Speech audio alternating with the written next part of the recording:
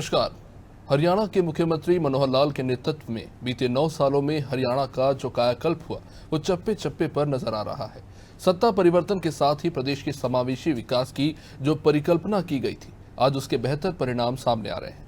बीते 9 सालों का कार्यकाल व्यवस्था परिवर्तन, सबका साथ सबका विकास, सबका विश्वास और सबका प्रयास से लेकर संवेदनशील व पारदर्शी प्रशासन और अंत्योदय उत्थान का साक्षी है।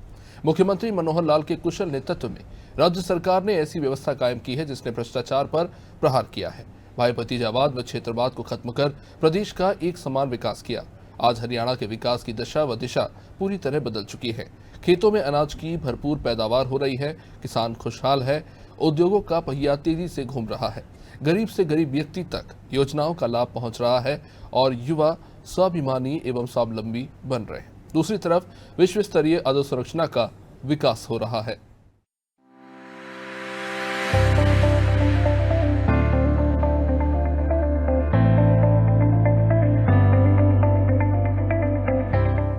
प्रदेश सरकार के 9 साल पूरे होने के उपलक्ष्य में मुख्यमंत्री मनोहर लाल ने प्रेस वार्ता में 9 सालों की उपलब्धियां साझा करते हुए कहा कि 26 अक्टूबर 2014 को प्रदेश के शासन की बागडोर जब पहली बार संभाली थी तो उस प्रदेश में निराशा, अविश्वास, कुंठा, अवसाद और आक्रोश का माहौल था।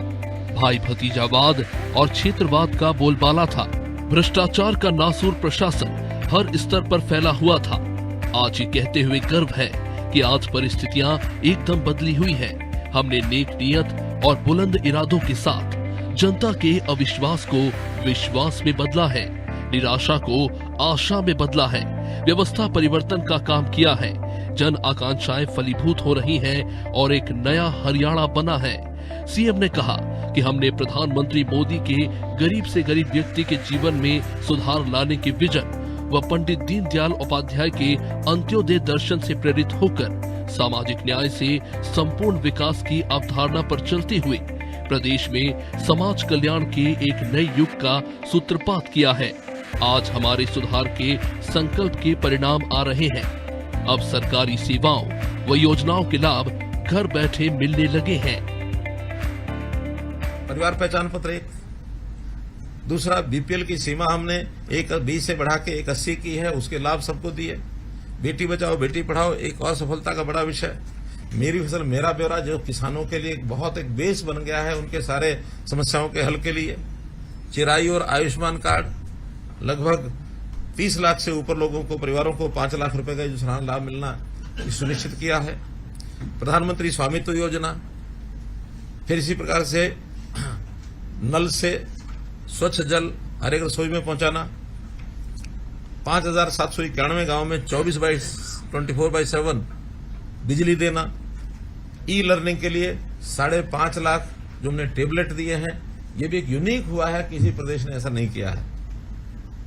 हर जिला नेशनल हाईवे से जुड़ा है। हिसार अंबाला के 2 नए नागरिक हवाई अड्डे, ये एक निर्माण की स्थिति में पहुंचे कि धीरे धीरे यहाँ चाहे वो राष्ट्रीय डोमेस्टिक फ्लाइट्स होंगी या इंटरनेशनल फ्लाइट्स होंगी या फिर उड़ान की छोटी फ्लाइट्स हैं, उनके लिए भी पर्याप्त हमारे अपने 2 एयरपोर्ट हमारी अपनी जमीन पर हो जाएंगे। मुख्यमंत्री ने कहा कि हमने 9 सालों में 9 बड़े काम किए हैं। परिवार पहचान पत्र बनाकर प्रभावी तरीके से घर बैठे 45 लाख परिवारों को 397 योजनाओं व सेवाओं का लाभ प्रदान किया। आज अन्य राज्य हमारी परिवार पहचान पत्र योजना का अनुसरण कर रहे हैं। बीपीएल की वार्षिक आय सीमा 1.20 लाख रुपए से बढ़ाकर 1.80 लाख रुपए कर अधिक से अधिक परिवारों को योजनाओं के लाभ के दायरे में लेकर आए। हरियाणा में सामाजिक सुरक्षा पेंशन 2,750 रुपए मासिक की जो देश में सर्वाधिक है। बेटी बचाओ बेटी पढ़ाओ अभियान को सफलतापूर्वक लागू किया, जिससे जन्म के समय लिंग अनुपात जो वर्ष 2014 में 871 था वो आज सुधरकर 932 तक पहुंचा है। सीएम ने कहा कि इनके अलावा मेरी फसल मेरा ब्यौरा पोर्टल किसानों के लिए कल्याणकारी साबित हुआ है। सरकार ने डीबीटी के माध्यम से 12 लाख किसानों के खातों में फसल खरीद के 85,000 करोड़ रुपए डाले हैं। चिरायु आयुष्मान भारत योजना के तहत प्रदेश के 30 लाख परिवारों को 5 लाख रुपए तक का सालाना मुफ्त इलाज की सुविधा मिल रही है। प्रधानमंत्री स्वामित्व योजना के तहत गांव में लाल डोरा के भीतर 25 लाख से अधिक परिवारों को मालिकाना हक देने का काम किया है। इतना ही नहीं, 31.41 लाख ग्रामीण घरों में नल से स्वच्छ पेयजल पहुंचाया है और 5,791 यानी 86% गाँव में 24 घंटे बिजली दी जा रही है। शिक्षा क्षेत्र में बड़ा कदम उठाते हुए ई लर्निंग को बढ़ावा देने के लिए सरकारी स्कूलों के बच्चों को 5.50 लाख टैबलेट्स निशुल्क वितरित किए गए। विकास की दृष्टि से आज हरियाणा का हर जिला नेशनल हाईवे से जुड़ा है और हिसार व अंबाला में 2 नए नागरिक हवाई अड्डे बन रहे हैं। हमने ऑनलाइन ट्रांसफर पॉलिसी बनाई, आज कर्मचारी खुश है उससे, उहापोह नहीं होती है। तो इस नाते से डीबीटी की जो योजना है, यानी जितने प्रकार का लाभ समाज को मिलना चाहिए, बिचौलिए जो थे वही उसमें आड़े आते थे। जितना पैसा रिलीज होता था उसका बहुत बड़ा प्रतिशत जो है बीच में गायब हो जाता था। हमने डीबीटी की सारी योजनाएं बनाई, किसानों के लिए जो उनको पैसा दिया शायद 80,000 करोड़ रुपए के लगभग हमने किसानों को सीधा उनके खातों में डाला है। और भी जो सेवाएं हैं, चाहे स्कॉलरशिप्स हैं, चाहे अन्य प्रकार की उनको सुविधाएं हैं, उसका रियल टाइम जो उसको पैसा मिलना चाहिए। ऐसे 36 लाख जो इस प्रकार के लोग थे जिनके खातों को हमने ठीक किया है और जिसके कारण से पात्र लोगों को वो चीजें पहुंची हैं और 1182 करोड़ रुपया जो कहीं ना कहीं शायद गायब हो जाता, वो उसमें से बचत हुई है। कि वो तुलना हर पिछले साल के आंकड़ों से होती है।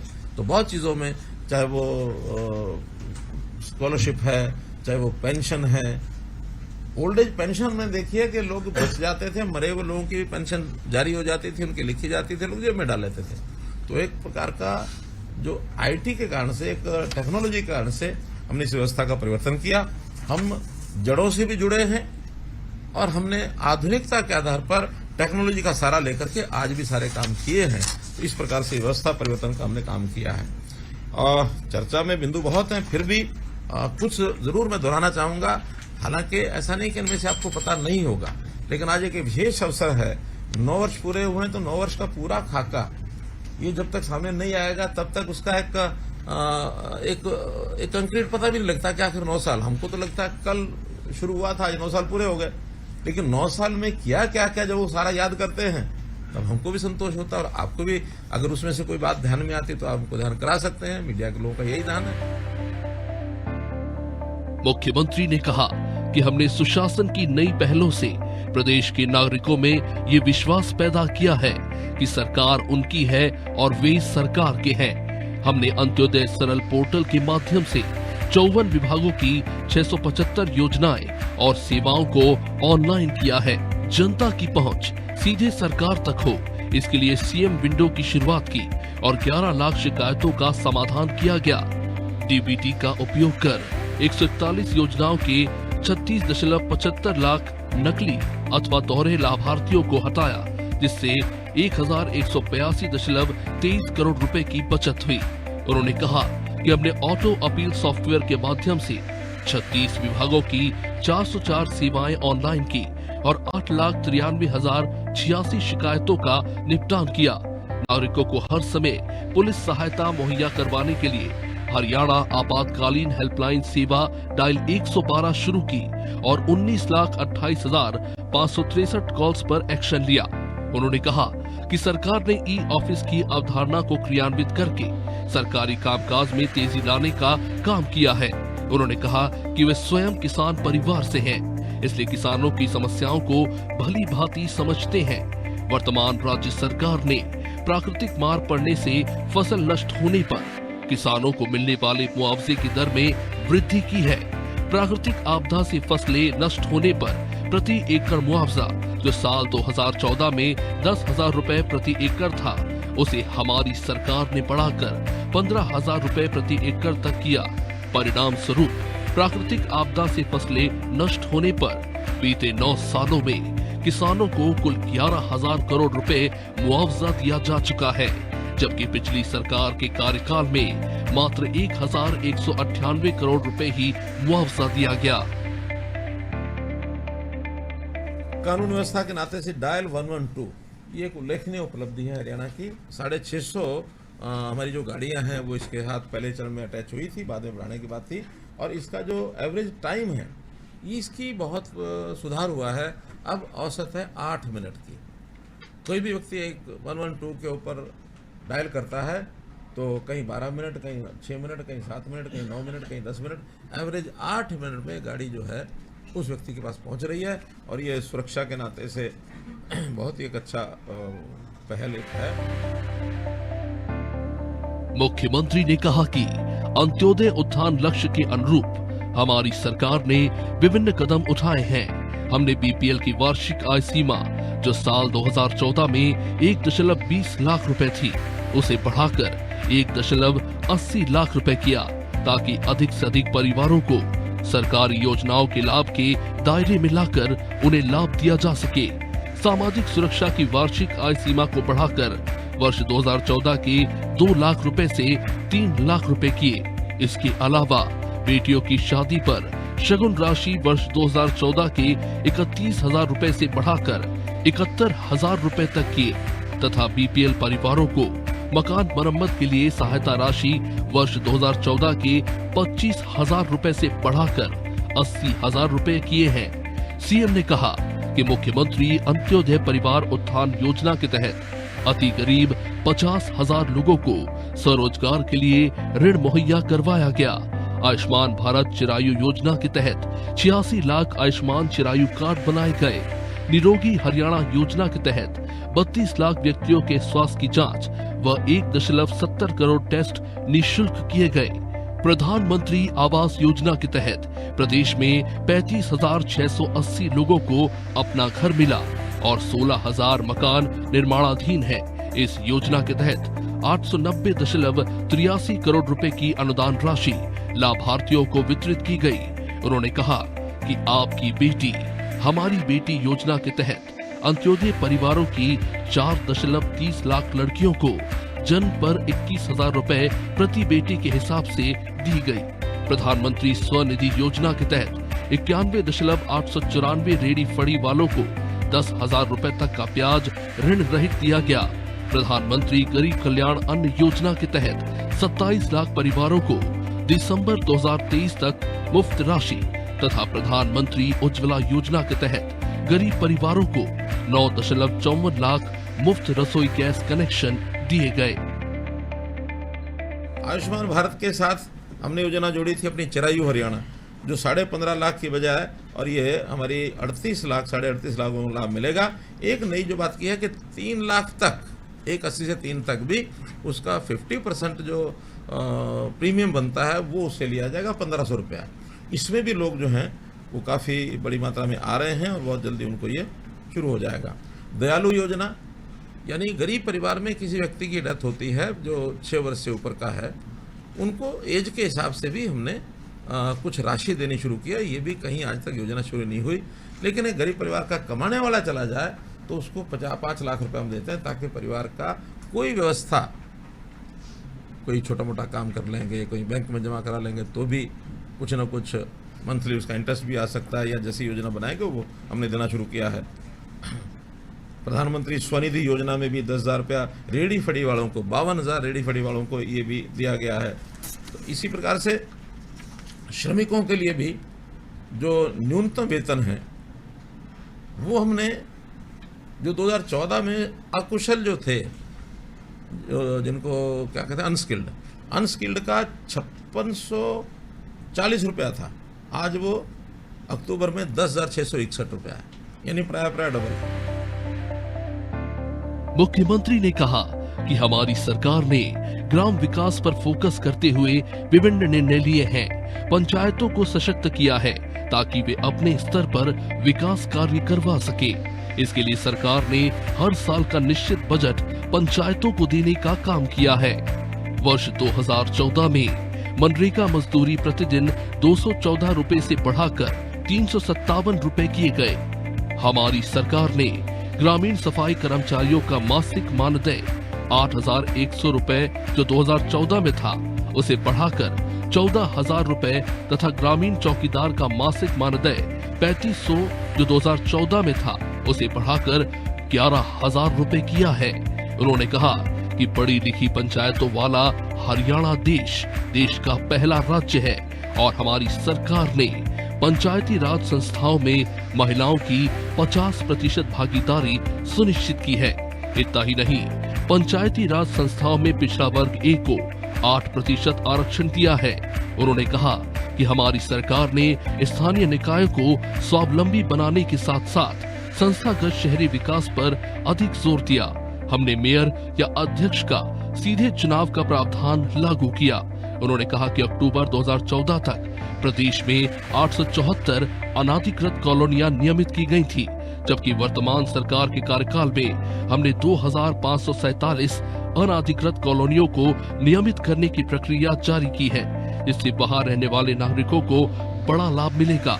उन्होंने कहा कि शहरी स्वामित्व योजना लागू करके 20 साल से अधिक समय से काबिज व्यक्तियों को किराए या लीज अथवा लाइसेंस फीस पर चल रही पालिकाओं की दुकानों व मकानों की मिल्कियत सौंपी गई। उन्होंने कहा कि शहरी स्थानीय निकायों की वित्तीय स्थिति मजबूत करने के लिए संपत्ति के पंजीकरण पर 2% राजस्व, शहरों में बुनियादी ढांचे के विकास के लिए गुरुग्राम, पंचकुला, सोनीपत व फरीदाबाद में मेट्रोपॉलिटन डेवलपमेंट अथॉरिटी का गठन और बिल्डरों द्वारा की जा रही मनमानी को रोकने तथा अलाटियों को समय पर कब्जा दिलवाने के लिए Haryana real estate authority Gurugram व पंचकुला में स्थापित करने जैसे विभिन्न कल्याणकारी कदम उठाए। शहरी और स्थानीय निकायों में भी पिछड़ा वर्ग ए को 8% आरक्षण दिया है। 4 बड़े शहरों में डेवलपमेंट अथॉरिटीज बनाई है, पंचकुला, सोनीपत, फरीदाबाद और गुरुग्राम। तो डेवलपमेंट अथॉरिटीज ये अलग से, यानी जो एमसीजी के या जो म्युनिसिपल कमेटी या नगर निगम के लेवल के कामों से ऊपर के काम हैं, बड़े काम, बड़े हाईवेज हैं, बड़े एलिवेटेड रोड्स हैं, पुल हैं, ये सब, या स्टेडियम्स हैं। तो ऐसे बड़े काम जो हैं वो सारे डेवलपमेंट अथॉरिटी कराएगी। वो जो काम अभी तक या तो एचएसवीपी कराता था या कहीं और विभाग उसमें लगते थे, लेकिन अब अलग से डेवलपमेंट अथॉरिटी उनकी बनाई। सबसे पहले शुरू हुआ था गुरुग्राम, तो बहुत अच्छा एक विकास आप लोग सब देखते ही हैं, वो उसके कारण से निकला है। और फरीदाबाद भी अच्छा काम कर रहा है, सोनीपत में शुरू हो गया है और पंचकुला में शुरू हो गया। और 5वां वो हमने हिसार के अंदर भी इसको घोषणा की है, बहुत जल्दी उसका गठन भी हो जाएगा। बिल्डर्स की और जो प्लॉट अलॉटीज का जो झगड़ा था, उसमें केंद्रीय कानून के हिसाब से रेरा ये नया एक वो बनाया था, तो रेरा के 2 यूनिट्स अपने यहाँ है, गुरुग्राम के लिए अलग से और बाकी हरियाणा के लिए अलग से। तो इसमें भी सुचारू रूप से काम जो चल रहा है, तो बहुत से जो ऐसे मकानों के प्लॉट होल्डर्स या जो फ्लैट होल्डर्स थे, उनको काफी उसका लाभ हुआ है। प्रदेश सरकार के 9 साल पूरे होने के उपलक्ष्य में सीएम मनोहर लाल ने 9 वर्षों की उपलब्धियां साझा की। सरकार ने डीबीटी के माध्यम से 12 लाख किसानों के खातों में फसल खरीद के 85,000 करोड़ रुपए डाले। ऑटो अपील सॉफ्टवेयर से 36 विभागों की 404 सेवाएं ऑनलाइन कर 8,93,086 शिकायतों का निपटान किया। आपदा से फसल नष्ट होने पर प्रति एकड़ मुआवजा बढ़ाकर 15,000 रुपए तक किया।